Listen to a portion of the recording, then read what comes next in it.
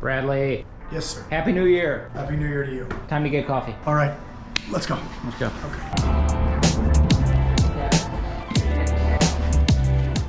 So we like the coffee. You know we like more than the coffee. We love the view.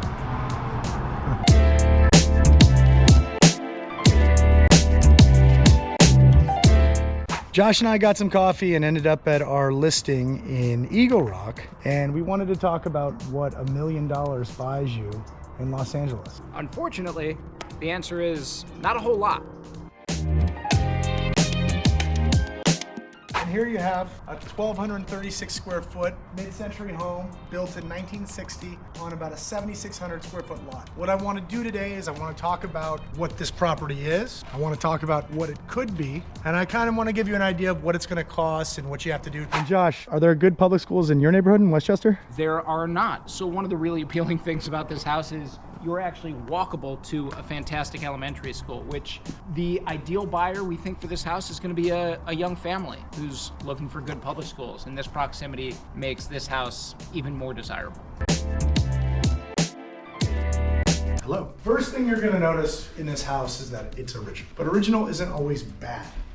I prefer to buy properties in original condition versus someone else's grotesque change. Sometimes the changes are done well, and that's great. You obviously pay for the time, the cost, and the experience of the person who's doing that stuff. But if you can get something in original condition, great, especially if it's held up for 60 years like this house has. I'm gonna take you around and point out some of the older features of the house that are kind of cool and different, and then we're gonna talk about what I think you can do to improve it. First off, if you come over here, you're gonna see an incredible old radio situation. I haven't seen one of those in a house in a while. But they also have some other cool touches like this O'Keefe and Merritt stove, which is old, this Zephyr exhaust. And if we go to the garage, this is my favorite thing, which I will be keeping from this listing. And I'm gonna put in my new garage in my home that I'm developing, because I just love this tool hanger thing. It's metal, it's beefy, it's just different. We're gonna be taking that with us. Moving on into the house and kind of starting with the garage.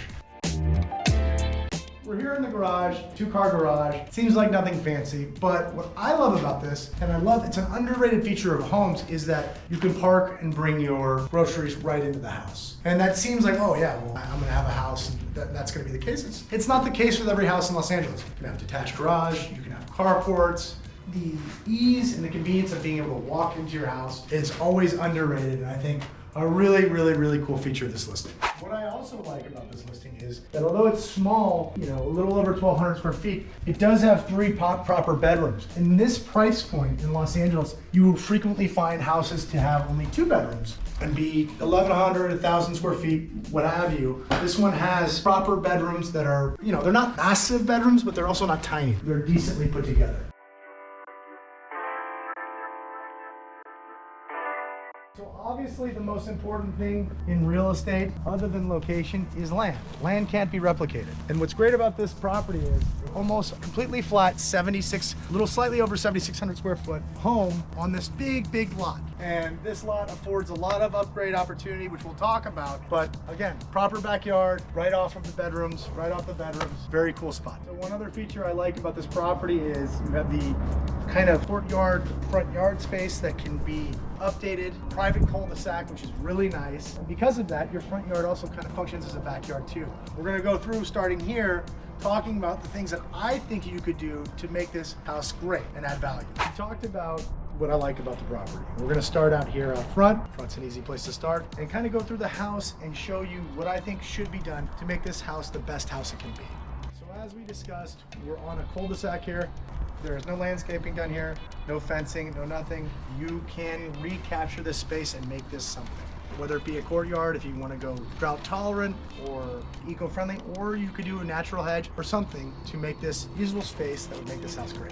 Another thing that has to be done, because this gross yellow color cannot exist ever again, is to paint the house and change the lettering and take off these awnings. You're gonna be replacing all the windows in the house. All the windows in the house are original. You wanna get windows that are efficient and help save energy, not a tremendously hard process, especially when they're already framed up. So you get all the windows replaced, you paint the house. So back in the living area, dining, kitchen space, everyone is looking for that open floor plan, that, you know, one large room community area where you can spend time with the kids, have dinner, watch TV, and this house is a perfect candidate for that. You take out this kitchen, which is made up largely of cabinetry. You put a nice island, try to at least leave 36 inches. I like to leave at least 40. Seal that door up, get a cantina door over here, and you have a nice 500-600 square foot living space for the family to enjoy. Nice brick and mortar fireplace. It's masonry, it's original, which is kind of cool. You obviously want to get an inspection to make sure it works, but not a prefab, kind of a classic thing. I think you would keep this detail.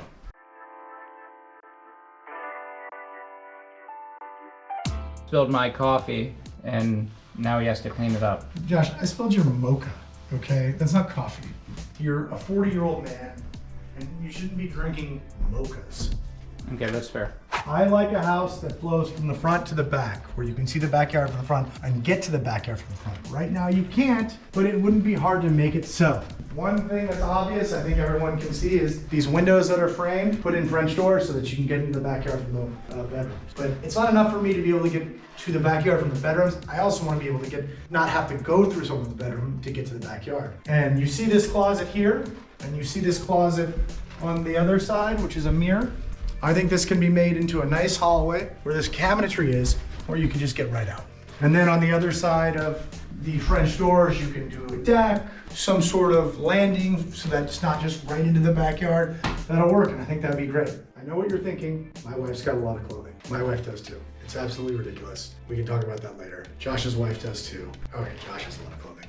But closet space. While you're losing this closet space, you can recapture some for these rooms. There's a closet similar to this one on the other side of this wall, which can be flipped into this room. So you have a closet. Depending on how ambitious your plans are, the bathroom that exists for this master is really small and inadequate, and also eats a little bit into the kitchen. It might be a better idea to put a bathroom addition on the back of this house and recapture this as closet. So we're in the backyard now, and I'm looking at this giant bougainvillea monster, which is pretty, but kind of taking up some of the real estate here. An ADU over here, 400 or 500 square feet, would be an awesome addition to this property. Or you could put a duplex. Let me start that over. I don't like this. So Josh, we talked about what we can do the interior, and we are speccing this out as just an interior and exterior cosmetic remodel. Yeah, the highest and best use for the 1,200 square feet that we already have. Right, but one thing we haven't really talked about is the potential for an ADU or a duplex. What do you think about this lot for an ADU? So an ADU, I think, is going to be an easier proposition. Given the lot size, over 7,600 square feet, I think that there's a lot of potential to put the ADU back here.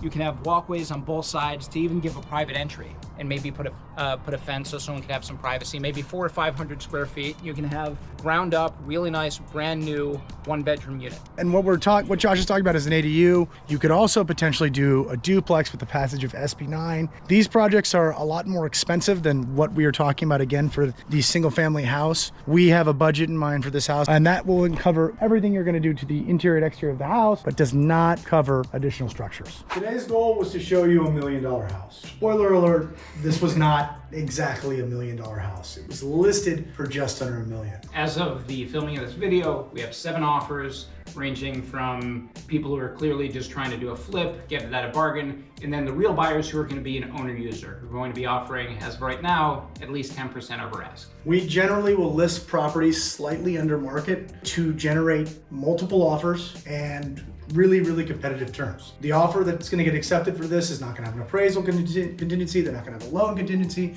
and they're going to have a very short diligence because this property is as is where it is. Because it really does need everything. But once you do everything, which we budgeted for, what do you think? 125,000. It's going to depend on your fixtures. You know, if you want to get the big thermidor fridge and all that, yes, you could step it up a little bit. But I think a solid remodel with totally acceptable flooring and fixtures, 125,000. I would agree with that. And for an investor wants to step into equity. Well, Everyone wants to step into equity. But for an owner user, they want a house, they need somewhere to live. There are factors like the school district. There are things here that make it worth more to them than it would be to someone to flip. Yeah, they're not worried about making sure that they make money in the next On 3 day months. one. Yeah, and their carrying costs are going to be much lower than investors. So the ideal buyer for this is going to live here for a couple years and make it their own. They're not going to buy a flipped house because they don't want to pay for somebody else's decisions. They're going to be able to step into a house like this and really make their own choices and make it their own, which I think there's